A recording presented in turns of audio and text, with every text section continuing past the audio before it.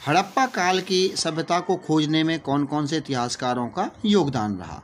कुछ बच्चों को कन्फ्यूजन हो रहा होगा जी, क्वेश्चन सेकंड चल रहा है, फर्स्ट आया नहीं। हाँ, फर्स्ट क्वेश्चन को समझने से पहले, या यूँ कहें कि इसी को ही फर्स्ट क्वेश्चन आप मान लीजिए, उसमें कोई फ़र्क नहीं पड़ता। हमारा तात्पर्य है क्वेश्चन को सॉल्व करने से।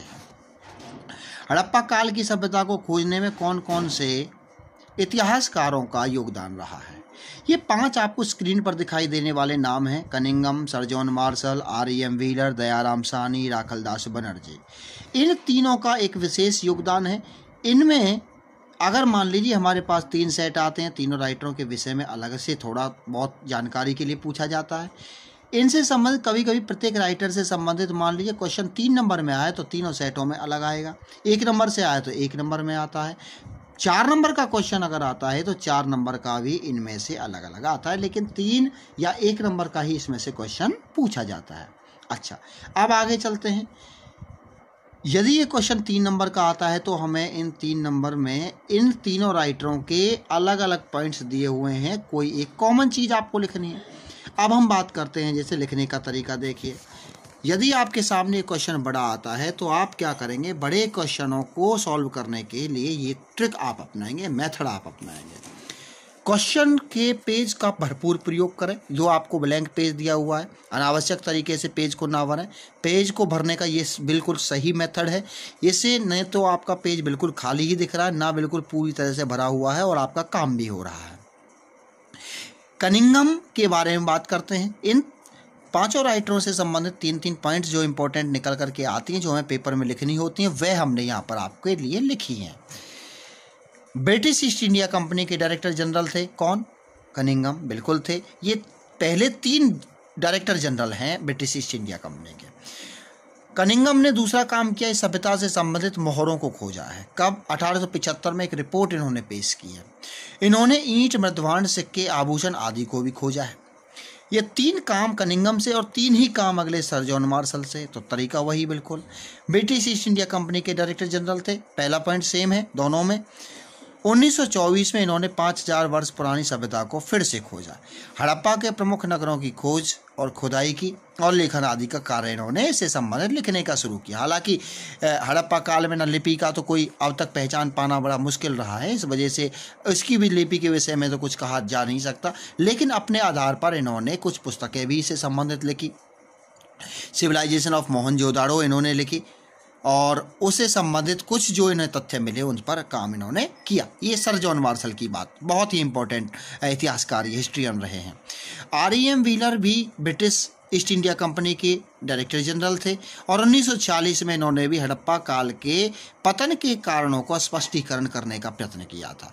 इन्होंने कहा था कि इस सभ्यता के पतन का जो कारण मुख्य मूल रूप से है वो तीसरे पॉइंट में दिया हुआ है कि ये बाहरी आक्रमणों के कारण हुआ है। अगर इनके विषय में आपको गहराई से जानकारी चाहिए तो बिल्कुल आपको इससे संबंधित आपको मिलेगी पढ़ने के लिए, लेकिन हम अभी बात उस पर नहीं जाएंगे।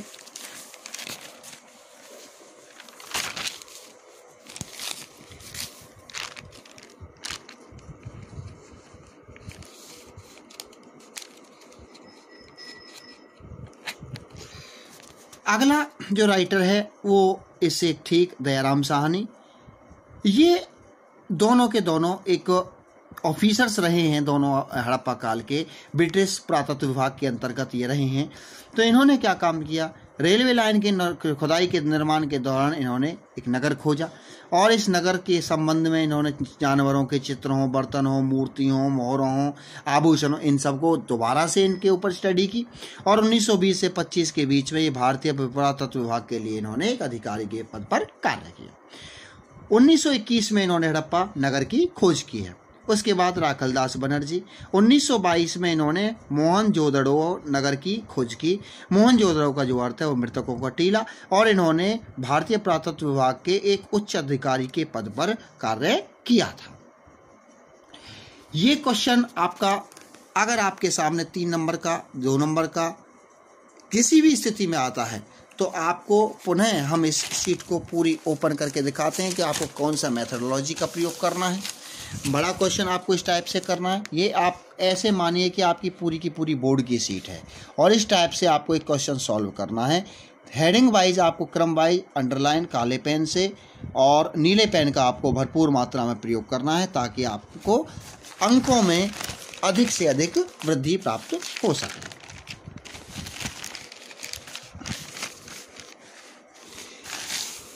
इसके बाद क्वेश्चन नंबर 3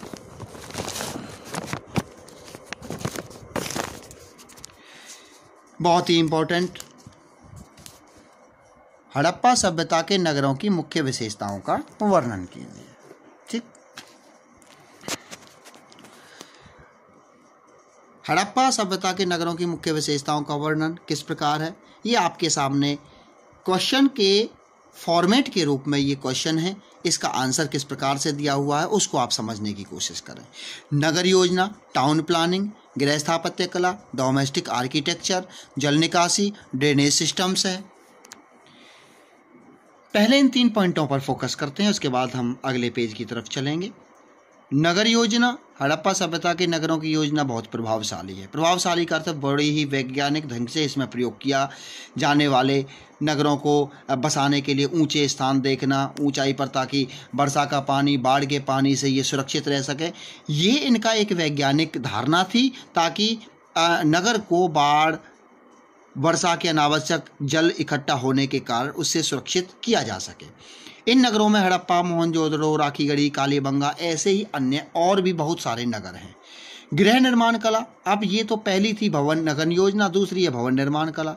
अब नगरों में भवन किस प्रकार से थे, खुदाई से मिलने वाले जो साक्ष्य मिले हैं उनसे यह पता चलता है कि जितने भी भवन मिले हैं सभी का एक वैज्ञानिक आधार था। इनके खिड़की और दरवाजे मुख्य मार्ग की तरफ न खुल करके पीछे की तरफ खुलते थे। इसका वैज्ञानिक कारण बताते हैं कि उस समय पर पहला जो कारण है, लोगों का जो बाहरी जो लोग हैं, अजनबी जो लोग हैं, वो सीधे ही उनके घर पर दृष्टि ना डालें। इस प्रकार से उन्होंने अपना ये गुप्त बात को रखने के लिए ये एक टेक्नोलॉजी लगाई। दूसरी चीज़, बालकों से संबंधित की जो भी इस पॉइंट को इतिहासकार बताते हैं कि बच्चों की सुरक्षा की दृष्टि से भी ऐसा बताया जाता है। क्यों? उस समय की अगर बात करें, हम वाहनों की बात करें तो घोड़े, रथ, खच्चर आदि, हालांकि घोड़े का प्रमाण तो नहीं मिला है लेकिन बैलगाड़ी, बग्गी का प्रमाण बहुत मिला है। तो ऐसे व्हीकलों में, ऐसे वाहनों का जब प्रयोग करते हैं तो बच्चों को सुरक्षित करने के लिए कि मुख्य मार्ग पर यदि बच्चे निकल रहे हैं तो इस प्रकार से कोई दुर्घटना से उन्हें बचाया जा सके, ये भी इतिहासकार इसका तथ्य मानते हैं। जल निकासी प्रणाली, हड़प्पा काल की सुंदर जल निकासी का प्रबंध है। बहुत नालियों का जो प्रयोग किया गया है पक्की ईंटों से बना हुआ है। नालियों के मध्य में बीच में हौज या गड्ढों का निर्माण किया गया था। उन गड्ढों के स्थान पर उनके ऊपर कवरिंग होल दिए गए थे ताकि उन्हें आराम से, आसानी से समय रहते उनकी साफ सफाई की जा सके। ये नदियाँ ऊपर से ढलान के माध्यम से बहते हुए नीचे नदी, जोड़, पोखर इत्यादि के अंदर जाकर के मिलती थी ताकि नगरों के अंदर गंदगी, गंदा पानी जमा ना हो सके और यह बह करके सीधे नगर से बाहर जोहड़, पोखर में आराम से इकट्ठा हो सके। इसके बाद अगला पॉइंट है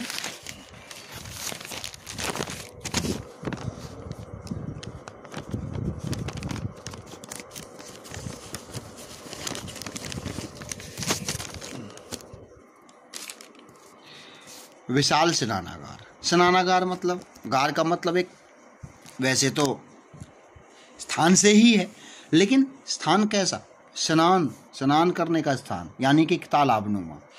विशाल स्नानागारों का हड़प्पा के बहुत सारे नगरों पर इस प्रकार से आपको प्रमाण मिलेंगे। हड़प्पा सभ्यता के नगरों में विशाल स्नानागार के अवशेष प्राप्त हुए हैं। इतिहासकार ऐसा मानते हैं कि ये स्नानागार विशेष धार्मिक पूजा के अवसर पर सामूहिक स्नान के लिए इनका प्रयोग किया जाता था। ये आपका एक पॉइंट यहाँ पर बहुत अच्छा निकल करके आता है। अलग से 1 नंबर में भी ये क्वेश्चन पूछा जाता है कि स्नानागार क्यों प्रयोग में होता था। नगर दुर्ग, हड़प्पा के खुदाई के जो खंडर मिले हैं उन खंडरों से नगर और दुर्ग, निचला नगर और उछला नगर जिसको आप बोलते हैं, तो आपने वीडियोज़ में भी देखा होगा, ये दोनों प्रकार के नगर हमें प्राप्त होते हैं। हमें इससे संबंधित ज़्यादा जानकारी देने की आवश्यकता पेपर में नहीं है। पेपर में जो मैटर आपके सामने ये दिख रहा है यही सफिशिएंट आपका माना जाता है, बशर्ते आपका मैटर एग्जैक्ट होना चाहिए।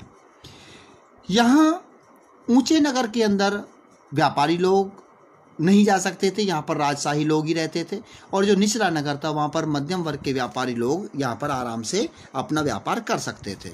ऊपर अगला जो पॉइंट है, पॉइंट नंबर 6, सभा भवन। यहाँ एक कॉलेज गेट बिल्डिंग जिसको सभा भवन बोला जाता है, कोलीगेट के अंदर इतिहासकार ऐसा मानते हैं कि ये एक किसी अधिकारी का स्थान था जहाँ पर वे अपने निचले कर्मचारियों के साथ बैठ करके मीटिंग लिया करता था। इसमें एक लंबा दैलान मिला है, छोटे छोटे बेंच वहाँ पर मिले हैं। ये इस प्रकार से एक उच्चाधिकारी का कक्ष माना जाता है। सभा भवन का अर्थ राजा से संबंधित भवन से भी लिया जा सकता है, लेकिन यहाँ पर इतिहासकारों में मतभेद है।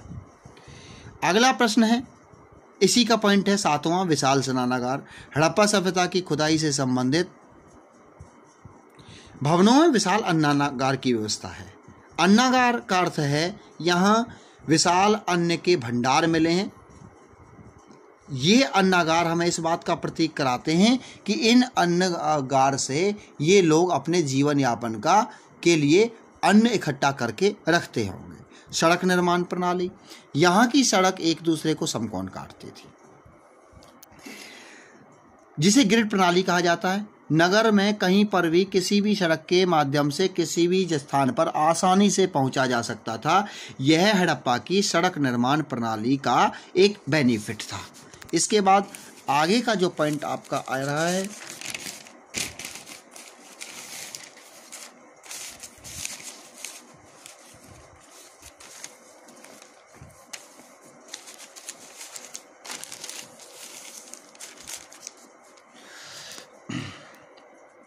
निवास स्थान। मोहनजोदड़ो में मकान भिन्न भिन्न आकार के प्राप्त होते। इसमें आकार से संबंधित कुछ तथ्य दिए हुए हैं। अब इसकी एग्जैक्ट जानकारी आपको यदि नहीं भी हो तो आप इनका साइज ना दें तो ही अच्छा है। यदि आपको ये साइज जो यहाँ पर दिया हुआ है ये आपको याद है तो आप इसको अवश्य लिख सकते हैं, इसमें कोई परेशानी नहीं है। छोटे मकान और बड़े मकान, यानी कि मकान के अंदर जो कमरे हैं उन कमरों का आकार यहाँ पर दिया हुआ है। बड़े कमरे इतने आकार के भी मिले हैं कि 220 फुट से लेकर के 115 फुट चौड़े, और छोटे कमरे 115 फुट से और 50 फुट चौड़े तक होने का प्रमाण प्राप्त हुआ है। यदि आपको एग्जैक्ट जानकारी यहाँ पर प्राप्त नहीं होती है तो आप इनका आकार ना लिखें, बस केवल इतना ही लिख दीजिए कि निवास स्थानों में 2 प्रकार के छोटे एवं बड़े कमरों की व्यवस्था हुई है, जिनका अनुमानतः बड़े आकार के जो कमरे थे उनका आकार बहुत ज़्यादा और छोटे आकार के कमरों का आकार बहुत छोटा था। इसके बाद भवनों में कुएं का प्रमाण, ये बहुत ही इंपॉर्टेंट पॉइंट है, आपने वीडियोज़ में भी इसको देखा होगा। भवन में कुओं का प्रमाण प्राप्त हुआ है। हड़प्पा सभ्यता में भवनों के मध्य में कुओं की व्यवस्था के प्रमाण प्राप्त हुए हैं। मोहनजोदड़ो में 700 कुओं का प्रमाण प्राप्त हुआ है, जो इस बात का प्रमाण है कि इन कुओं में वर्षा का पानी इकट्ठा करके लोग रखते थे और पूरे वर्ष अपना उसमें स्टोर करके उसी से ही अपने घर परिवार के लिए जल का प्रयोग वो किया करते होंगे। ये 2 प्रश्न आपके सामने हैं, इनसे संबंधित आपके फुटेज आपके ग्रुप पर मिलें या ना मिलें वह कोई ज़रूरत नहीं, लेकिन फ़िलहाल इन क्वेश्चनों को आपको इसी प्रकार से एग्ज़ाम के लिए तैयार करके आपको अपनी फेयर कॉपी आज ही से बनानी, बड़े क्वेश्चन निबंधात्मकों की शुरू करने हैं। अब हम बात करते हैं पहला क्वेश्चन जो हम नहीं करा पाए हैं। पहला क्वेश्चन क्यों नहीं करा पाया है, इसका कारण है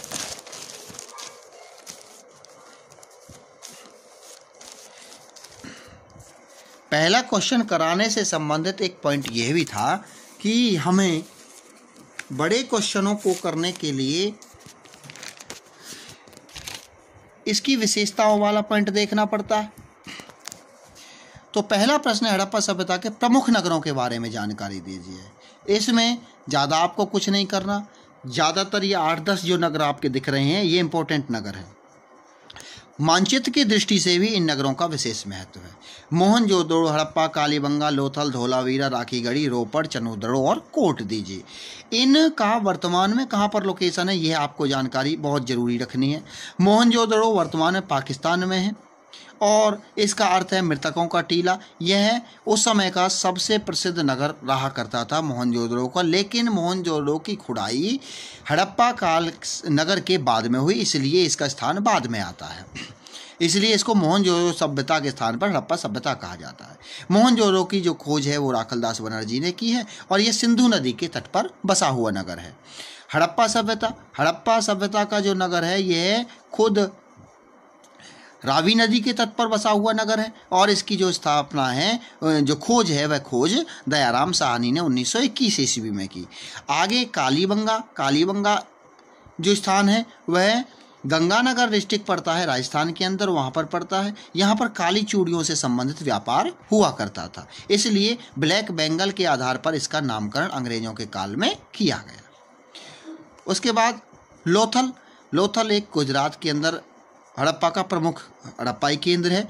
यह लोथल उस समय की प्राचीन प्रसिद्ध बंदरगाह भी है जहाँ पर हड़प्पा का व्यापार हुआ करता था समुद्र के रास्ते।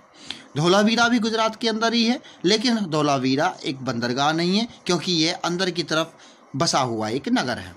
राखीगढ़ी हरियाणा के अंदर है और यह उस समय पर बहुत ही विशाल नगर हुआ करता था। इतिहासकार ऐसा मानते हैं यहाँ से बैलों के बहुत प्रमाण मिले हैं और बैलगाड़ी का प्रमाण का अर्थ है यहाँ पर व्यापार बहुत लोग स्थल मार्ग से करते थे। रोपड़ पंजाब के अंदर बहुत ही प्रसिद्ध स्थान है। चनूदड़ो उस समय का शिल्प काल से संबंधित एक नगर है। यहाँ पर मूर्ति, बर्तन आदि से संबंधित हमें यहाँ पर अवशेष प्राप्त हुए हैं। कोट दीजी उस समय का बुनकरों का शहर माना जाता है। कोट दीजी में बुनाई कताई से संबंधित हमें साक्ष्यों का प्रमाण प्राप्त हुआ है। यह सिंधु नदी के दूसरी तरफ मोहनजोदड़ो के पार बसा हुआ एक कोट दीजी एक स्थान है जो कि बहुत ही प्रसिद्ध नगर अपने आप में है। इन नगरों के बारे में आपको ये क्वेश्चन है, यदि 8 नंबर या बड़ा क्वेश्चन आता है या 4 नंबर में पूछा जाता है, कोई 4 हेडिंग आपको प्रयोग करनी है और बड़ा क्वेश्चन 8 नंबर में आता है तो इनमें से कोई 8 या 9 हेडिंग आपको प्रयोग करके 2-2, 3-3 लाइन इन चैप्टर से संबंधित, इन मोहनजोदड़ो है, हड़प्पा है, कालीबंगा है, लोथल है, इनसे संबंधित आपको लिखनी है। ये 3 क्वेश्चन आज के इस वीडियो में आपको कन्फर्म कराए जा रहे हैं। इनको आप अपने को नोटबुक पर उतारें और जब हम आपसे कहें कि किसी भी बच्चे की कॉपी किसी भी समय चेक की जा सकती है, पर्टिकुलर बच्चों की हम अटेंडेंस ले रहे हैं, किसी भी बच्चे का किसी दिन नाम जब ग्रुप में आएगा तो आपको इन कॉपियों को हमें चेक कराने के लिए क्वेश्चन आपको कैसे लिखे हैं आपने उन क्वेश्चनों को हमें भेजना है। आज के लिए इस वीडियो में इतना ही। इन क्वेश्चनों को ध्यान से आप सॉल्व करें, समझें और किसी भी प्रकार की कोई समस्या हो तो उसे पूछें। धन्यवाद। जय हिंद, जय भारत।